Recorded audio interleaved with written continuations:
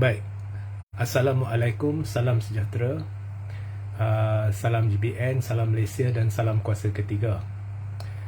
Jadi hari ini saya ada satu topik menarik untuk imbasan anda semua, iaitu isu salah guna kuasa oleh Ketua Pesuruhjaya SPRM Azam Baki, kenyataan yang pernah dibuat oleh Pakatan Harapan termasuk Anwar Ibrahim, dan perkara-perkara berkaitlah.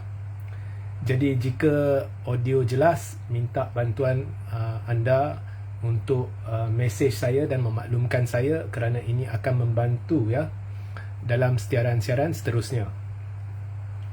Jadi hari ini saya terbaca kenyataan Azam Baki, di mana beliau telah memberi tahu bahawa SPRM akan menyiasat apa sahaja bentuk kes rasuah berdasarkan peruntukan undang-undang, sambil merujuk kepada isu sedekah yang didakwa diberikan oleh orang-orang PAS dan sebagainya lah. Dan menurutnya siasatan telah dimulakan, dan beliau memetik seksyen-seksyen berkaitan dan berkata ini akan disiasat di bawah seksyen-seksyen tersebut atas dasar pemberian sogokan atau rasuah. Okey, so ini kata Azam Baki, maknanya ada pihak yang akan disiasat. Kita tak tahulah PAS akan disiasat ke, siapa akan disiasat, tapi ada pihak yang akan disiasat. Okey, so itu kata Azam Baki.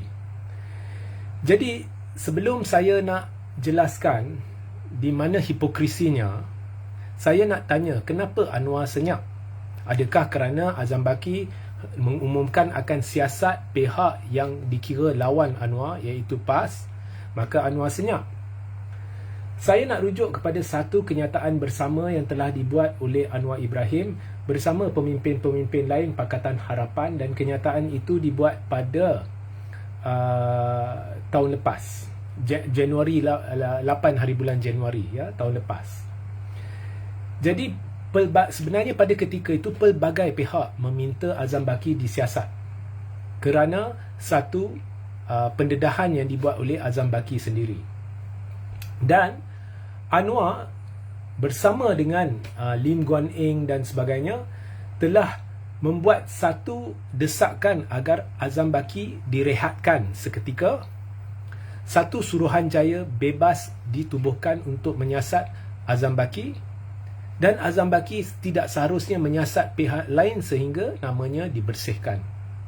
Jadi mereka hendak Azam Baki disiasat. Jadi atas kes apa? Mungkin saudara-saudari dah lupa, maka saya ingatkan kembali di manakah Azam Baki melakukan kesalahan. Pada bulan Januari tahun lepas, Azam Baki, yakni Ketua Pesuruhjaya SPRM, mengaku bahawa akaun sahamnya telah digunakan pada tahun 2015 untuk membeli saham dalam jumlah yang besar.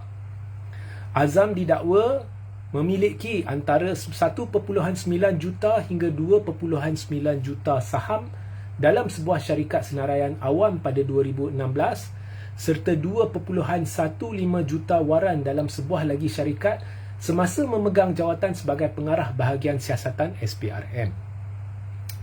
Jadi jika kita kaji, jumlah ini melanggar pekeliling pemilikan dan pengisytiharan harta oleh penjawat awam kerana membabitkan akaun saham milik Azam Baki, seorang berpangkat tinggi dalam agensi kerajaan. Azam Baki mendakwa kononnya akaun saham beliau diguna oleh adiknya Nasir Baki, namun pendedahan ini jelas melanggar Seksyen 25 Akta Perindustrian Security Depository Pusat 1991 atau SICDA, SICDA. Jadi dari sudut itu dah salah. Dari sudut SC, Suruhanjaya Security. Dari sudut Akta Suruhanjaya Pencegah Rasuah pula, atau Akta SPRM 2009, timbul soal sama ada Azam Baki menggunakan kedudukannya untuk mendapatkan saham dalam jumlah besar yang mungkin merupakan ganjaran bagi tujuan tertentu, maknanya sogokan ataupun rasuah. Jika saham ini diketahui boleh membawa keuntungan buat Azam Baki dalam satu jangka tertentu, ianya boleh disifatkan sebagai satu bentuk suapan. Kesemua ini wajib disiasat, dan Suruhanjaya Security memang ada siasat. Namun bila kita sebut kesalahan dari sudut akta SPRM, macam mana nak kata orang SPRM siasat Azam Baki sedangkan Azam Baki ketua mereka? Takkan nak bagi tahu bos kami ni orang salah. Jadi Azam Baki wajib direhatkan dan satu badan bebas diwujudkan untuk menyiasat Azam Baki. Dan perkara ini telah ditekan juga oleh Anwar Ibrahim dan juga Lim Guan Eng dan pemimpin lain Pakatan Harapan. Mereka beria-ia hendak Azam Baki direhatkan dan itu adalah permintaan yang tepat dan betul. Tetapi adakah Azam Baki direhatkan? Tidak. Saya kira semua orang tahu apa yang berlaku.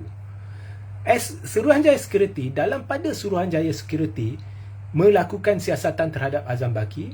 Oleh kerana Azam Baki tidak direhatkan, maka Azam Baki bebas melakukan apa-apa. Jadi Azam Baki, orang yang sedang disiasat sendiri telah memulakan siasatan SPRM terhadap Suruhanjaya Security, iaitu pihak yang siasat dia. Di situ sudah timbul kecacatan dalam proses siasatan kerana semestinya kalau anda siasat Azam Baki tetapi Azam Baki siasat anda tertekan. Kemudian Suruhanjaya Security membuat keputusan bahawa mereka telah siasat dan dapati akaun itu memang di bawah kawalan Azam Baki. Dan mereka tidak nyatakan Azam Baki bersalah atau tidak. Mereka biarkan benda tu tergantung. Jadi, nampak sangat Suruhanjaya Security tidak membuat siasatan dengan betul dan telus. Dan lebih-lebih lagi, kalau kita kaji apa yang dikatakan oleh Suruhanjaya Security, mereka mengaku bahawa akaun itu di bawah kawalan Azam Baki. Jadi, ini menunjukkan akaun di bawah kawalan Azam Baki telah digunakan untuk satu pemilikan dalam jumlah yang melanggar perkeliling dari sudut jumlah yang dibenarkan dimiliki oleh penjawat awam, khususnya dalam jawatan tinggi. Ya? Jadi benda ni sebenarnya menimbulkan lagi syak Azam Baki adalah seorang penjenayah.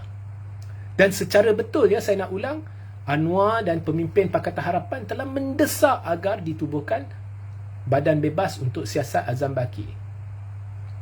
Tetapi selepas PRU 15, ya, Azam Baki bukan hanya kekal ketua SPRM, Anwar, pemimpin PH semua diam, dan kini babak kononnya lah, saya tak nak masuk campur, tetapi kononnya, ya, sogokkan dalam video yang tular tu sedang disiasat dan Azam Baki sedang keluar kenyataan dan beliau akan siasat. Kalau dulu PH kata Azam Baki tak boleh disiasat selagi dia tidak direhatkan dan sendiri disiasat. Sekarang dia siasat, PH diam. Jadi persoalan yang timbul, adakah Anwar cuba senyapkan kesalahan Azam Baki kerana Azam Baki dah bersetuju untuk membantu dia? Ini adalah satu persoalan yang boleh dijawab oleh Anwar Ibrahim sahaja. Jadi sehingga kita berjumpa di lain masa, Assalamualaikum, salam sejahtera, salam GBN, salam Malaysia dan salam kuasa ketiga.